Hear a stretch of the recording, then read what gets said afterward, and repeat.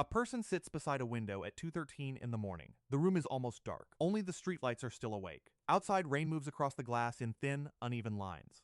Cars pass slowly through the wet road below. Their headlights stretch across the pavement, then disappear. And for some reason, the person does not move. They are not reading. They are not working. They are not even really thinking. They are just watching rain. And something strange happens. Their shoulders loosen. Their breathing slows. The room feels smaller. The world feels farther away.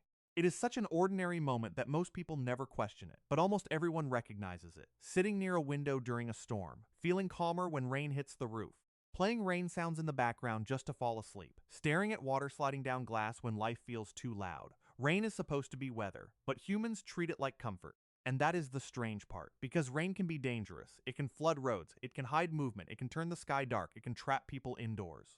And yet, when humans hear steady rain from a safe place, the body often reacts as if something has become less threatening. Not more, less. So maybe the question is not simply, why do humans love rain? Maybe the deeper question is, what does the human nervous system think rain means?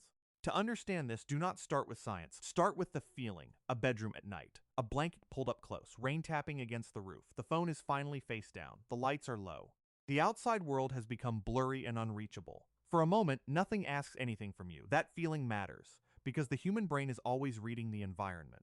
Even when you are doing nothing, it is scanning, listening, predicting, waiting for sudden change, a door sound, a footstep, a car stopping outside, a voice in the hallway. The brain does not relax because the world is beautiful. It relaxes when the world becomes predictable. And rain does something unusual. It fills the air with constant sound, not silence, not sudden noise, a soft repeating pattern, the kind of sound that does not demand a reaction, the kind of sound that tells the brain nothing has changed yet, and that changes everything.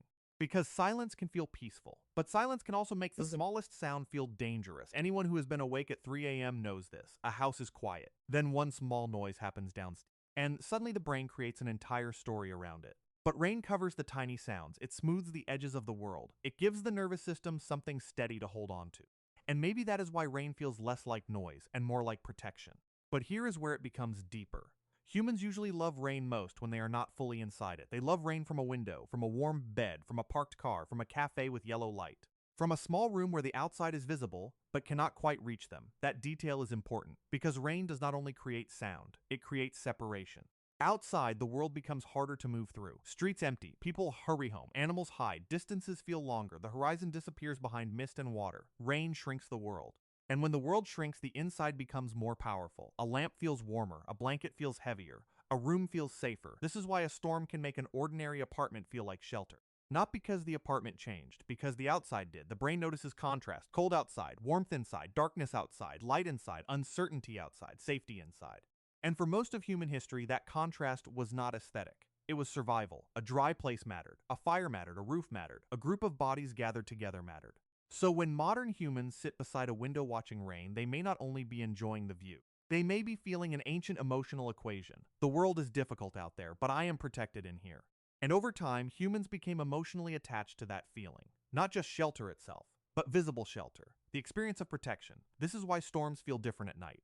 A single lamp inside a dark apartment can suddenly feel deeply comforting. A train window during heavy rain can feel strangely intimate.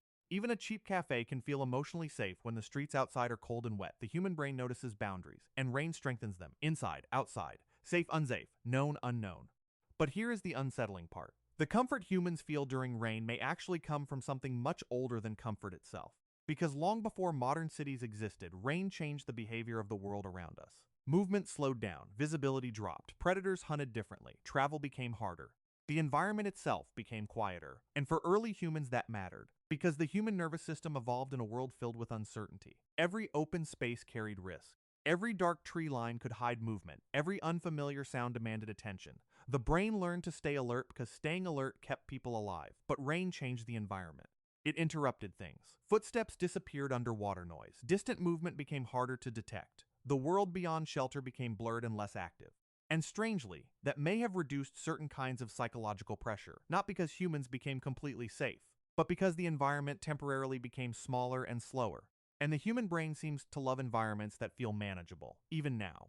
This is why modern humans recreate rain artificially, not occasionally, constantly. People fall asleep to 10-hour rain loops on the internet. Hotels use artificial storm sounds. Meditation apps simulate rainfall. Some people cannot sleep without white noise at all, which is strange because humans are not recreating music or conversation or human voices. They are recreating weather. And that raises a bigger question. Why would the human nervous system become emotionally dependent on environmental sound? Part of the answer may come from something the brain quietly fears. Silence, not peaceful silence, total silence. The kind that makes you suddenly aware of every tiny sound in the room, a floor creak, a pipe movement, fabric shifting in darkness. At night, the human brain becomes more sensitive to uncertainty. Vision weakens, information decreases, the nervous system starts compensating. It listens harder. And when humans cannot fully explain a sound, the brain often fills in the missing information itself. This is why people imagine movement in dark hallways. Why coats hanging on chairs briefly look human. Why someone can hear a noise downstairs and instantly imagine another presence inside the house. The brain evolved to overreact. Because for most of human history, missing danger was worse than falsely detecting it. And that changes how rain feels completely, because rain masks uncertainty. It fills empty silence before the brain can. And this is where the story becomes strangely emotional, because rain does not only change the environment, it changes the direction of human attention. Think about how people behave during storms. They become slower, quieter, more reflective. Someone sits beside a window and suddenly starts thinking about their childhood. Old memories return for no obvious reason. Music feels heavier. Emotions become easier to access. Even the body changes. People curl deeper into blankets. They stare longer at ceilings. They pause before speaking. And modern humans often describe this feeling as sadness, but it may not actually be sadness, at least not entirely. Rain reduces stimulation. Fewer people outside, less movement, less brightness, less social activity. The outside world becomes muted. And when external noise decreases, internal noise becomes easier to hear. That is why rain often feels nostalgic. Not because rain contains memory, but because quieter environments allow hidden emotions to surface. Modern life is extremely loud. Phones, traffic, notifications, screens, conversations. Artificial light. The human nervous system almost never rests now, but storms interrupt that rhythm. For a brief moment, the world slows down enough for people to hear themselves thinking again. And honestly, that can feel both comforting and unsettling at the same time. But humans did something unusual. Instead of escaping rain emotionally, they started building entire experiences around it. Movies use rain during emotional scenes. Video games use storms during lonely moments. Writers describe rain when characters feel lost, reflective, or emotionally overwhelmed. Cities glow differently in bad weather. Neon reflections stretch across wet streets. Train windows become mirrors. Small restaurants suddenly feel intimate. Even strangers walking under umbrellas seem emotionally distant from the normal world. Rain changes reality visually. But more importantly, it changes reality psychologically. Because storms create temporary separation from ordinary life. And humans seem to crave that separation. Not permanently, just long enough to breathe. This is why some people sit inside parked cars during rain without leaving immediately. Why someone walking home at night during a storm can suddenly feel detached from their problems for a few minutes. Why empty streets during bad weather often feel strangely peaceful instead of threatening. Rain suspends things, schedules slow down, movement decreases. The world stops demanding constant participation, and maybe that matters more to modern humans than we realize. Because the human nervous system did not evolve for nonstop stimulation. It evolved for variation, then stillness, periods of danger, then recovery. But modern life rarely allows true psychological recovery anymore. The brain remains partially alert all the time, always connected, always reachable, always processing something. And rain briefly interrupts that system, not by solving human stress, but by lowering the volume of the outside world enough for the nervous system to unclench a little.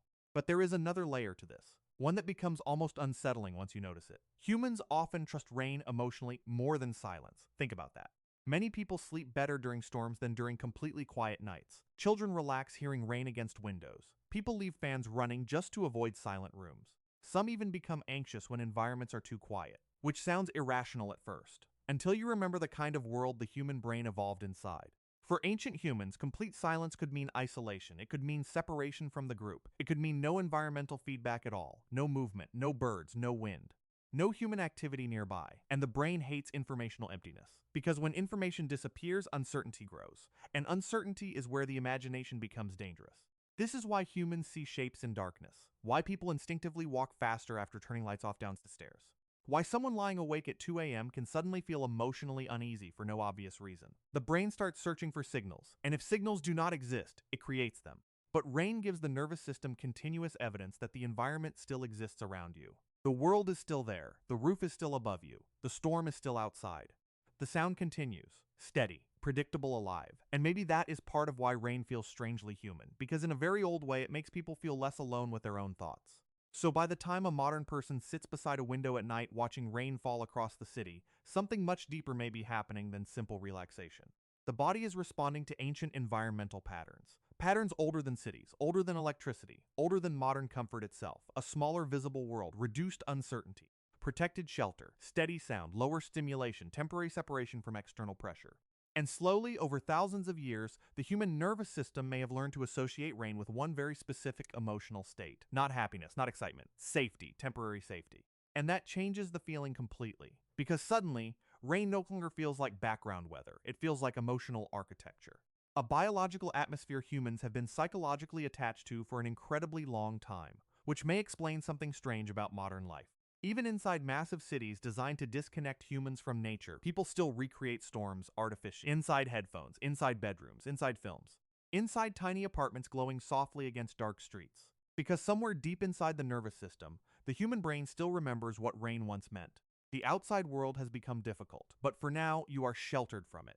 And maybe that is why, after exhausting days, overwhelmed minds, endless notifications, and constant noise, a person can sit silently beside a rain-covered window at 2 in the morning, watching water slide slowly down glass, and feel their body finally begin to let go.